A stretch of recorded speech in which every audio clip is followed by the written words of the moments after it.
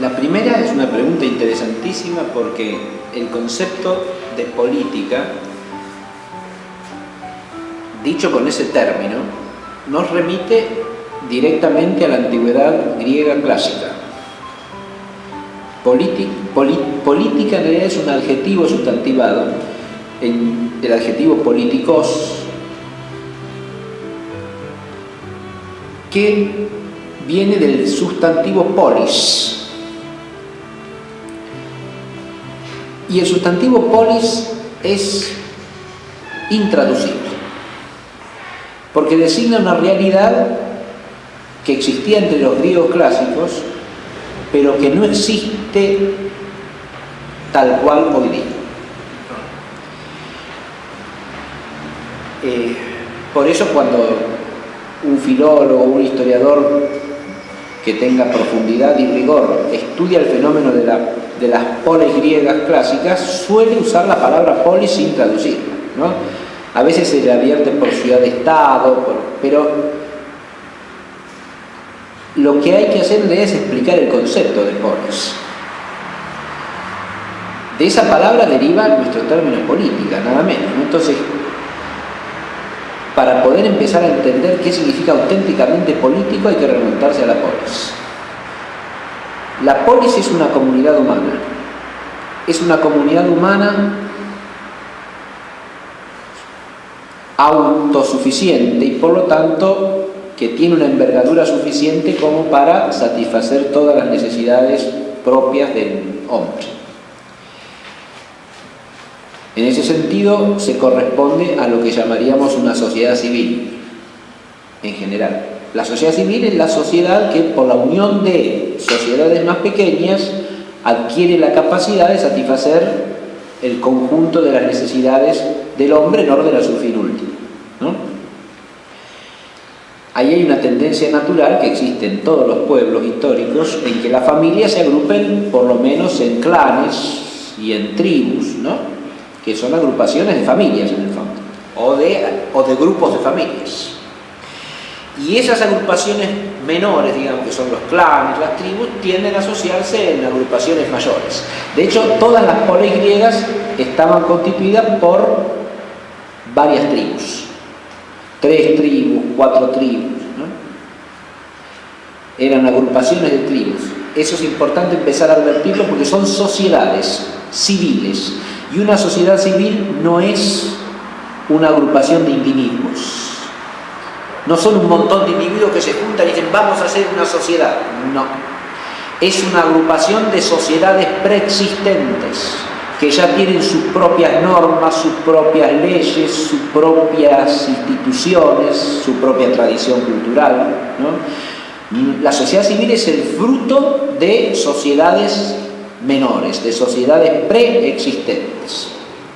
Entonces, una primera nota que podríamos poner es esa, ¿no? La polis es una agrupación de tribus, pero para entender ahí que en la base de una sociedad civil, acá polis sería eso, la sociedad civil, lo que los romanos llaman jurídicamente la res pública, ¿no? De hecho, hay un término griego que es politeia, que se traduce en latín ordinariamente por república, ¿no? El diálogo de Platón, que se suele conocer como la República, se llama en griego politeia, ¿no? Que deriva de polis también.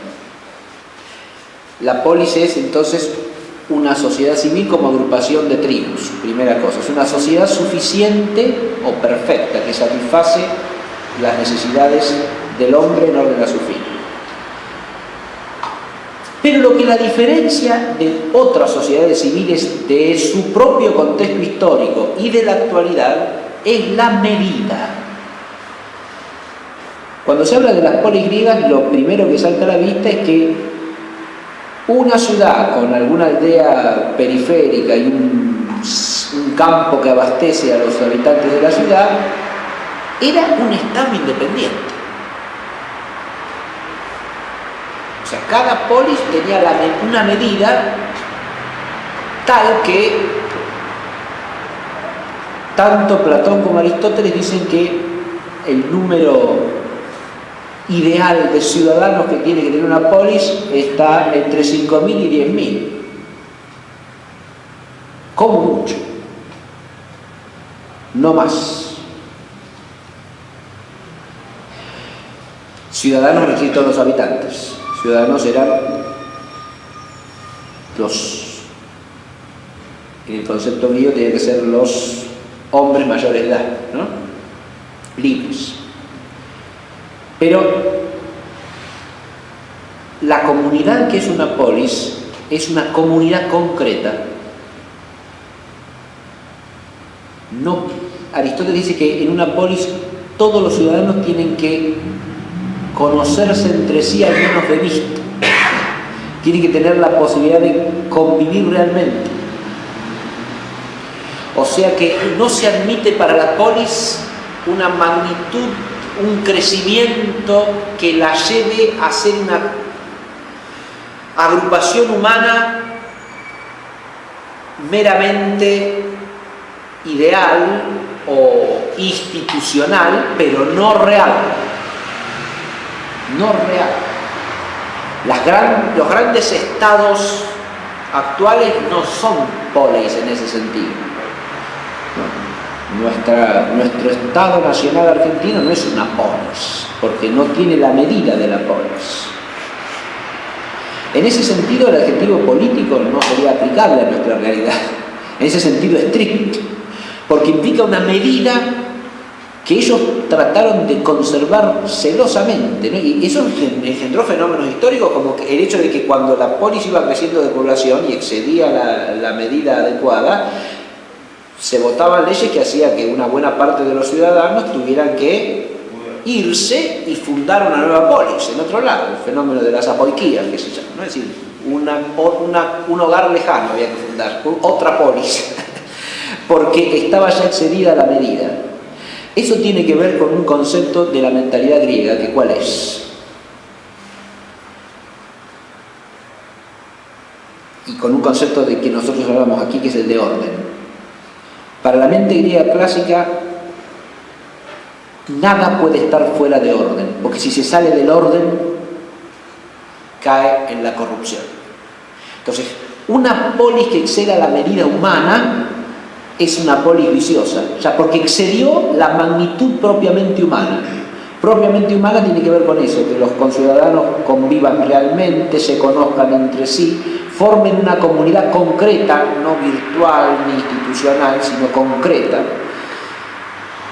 coexistan en un espacio que todos conocen, todos puedan tener conocimiento empírico de las necesidades de todos, ¿no?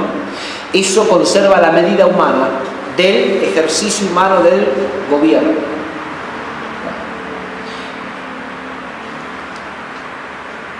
De ahí se deriva otra cosa, un tercer, yo dije primero es una agrupación de sociedades preexistentes, segundo, connota eso, segundo, la medida, que hay que respetarla, porque si se sale de la medida, se sale del orden.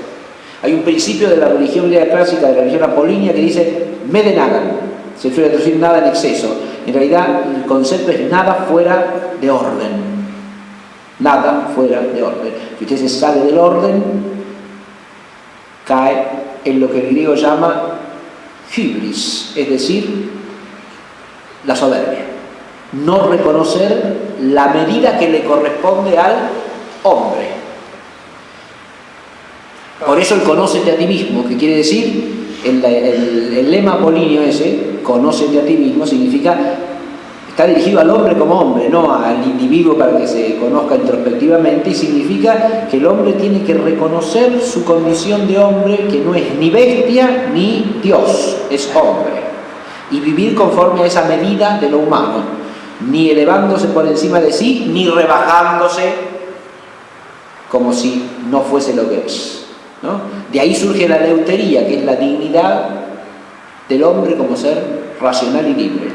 Fíjese, suele traducir libertad eso, pero es libertad como la dignidad propia del ser racional, ¿no?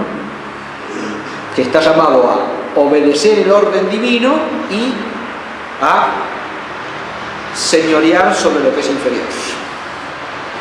Ahora, el tercer rasgo propio de la polis es que la polis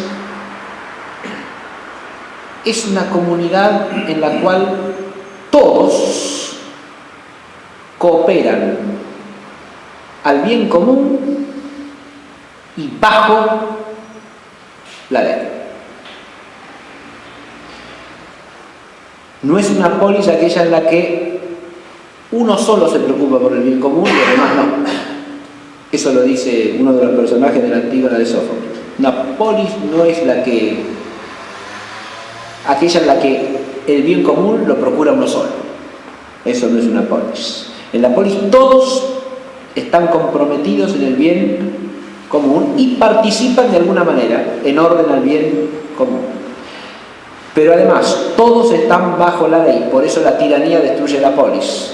El tirano es el que se pone por encima de la ley, ¿no? Y la tiranía suprime la polis. Por eso la politeia es un régimen moderado en el cual todos están bajo la ley. Eso dice politeia. Todos reconocen la ley. Ahí hay otro tema de la Antígona de Sófocles, que es que el tirano, ¿qué hace ahí en la Antígona? Pone un decreto que va contra la ley divina. Y por eso es un tirano. Porque se mete con una norma en la que no tiene autoridad. Le dice a miembros de su sociedad que no tienen derecho a sepultar a sus muertos, a sus hermanos, a sus parientes. Y eso es meterse con una ley que es anterior a la polis y que viene, como le dice Antígona, viene de los dioses inmortales esa ley, a los que hay que obedecer antes que a ti. Este es el gobernante humano. El mismo, eso es análogo al concepto cristiano que yo expliqué hoy, ¿se da cuenta? Pero lo tienen incorporado en la noción misma de polis. Por eso cuando aparecen las tiranías, que aparecen por diversos problemas concretos, por supuesto, no aparecen porque sí, la sociedad griega las polis griegas van a repugnar la tiranía porque atenta contra la polis, porque sale de la medida. La medida no es una cuestión meramente cuantitativa, es una cuestión cualitativa, jerárquica. La medida tiene que ver también con que el gobierno humano respete la ley que es sobrehumana, ¿no? Y si no, no hay polis tampoco. Pero fíjense todo lo que significa polis, de ahí viene el político. Y nosotros lo podemos aplicar en la medida en que conservamos, por analogía, estos rasgos, ¿no? Una sociedad civil es política en cuanto que reconoce las sociedades menores y las integra adecuadamente y respetuosamente. No si quiere imponer o incluso quiere convertirse en creadora de las sociedades menores. El Estado establece lo que es la familia. No, señor. Eso es una aberración antipolítica, porque la polis resulta de la agrupación de sociedades anteriores. El concepto de paideia, de cultura, tiene que ver precisamente con es el bien común por excelencia ese para la mente griega, ¿no? La cultura que permite al hombre perfeccionarse como hombre, ¿no? Que implica un bien moral, un bien de conocimiento, un bien religioso. A ver, si yo digo, por un lado, el respetar las sociedades anteriores y unirlas adecuadamente, armonizarlas armónicamente. Lo segundo es el concepto de la polis como una comunidad con medida humana, ¿no? Una comunidad concreta. Eso se puede analogar en la medida, no que a los estados, a los superestados que tenemos hoy día no les cabe propiamente el ser político en el sentido griego. Que los griegos no se lo aplicaban, por ejemplo, a las grandes monarquías que eran contemporáneas de ellos, como hace la monarquía persa, que era un enorme imperio, ¿no? Eso no es una polis.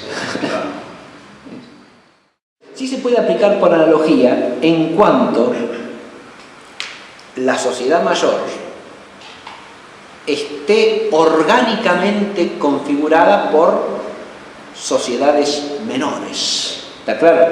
Es decir, sea una integración, de nuevo, respetuosa de las comunidades reales. Que eso sería un auténtico principio, si usted quiere, de carácter democrático, en el sentido de que las sociedades concretas encuentren una expresión adecuada y una libertad adecuada y ordenada en el todo, ¿me entienden?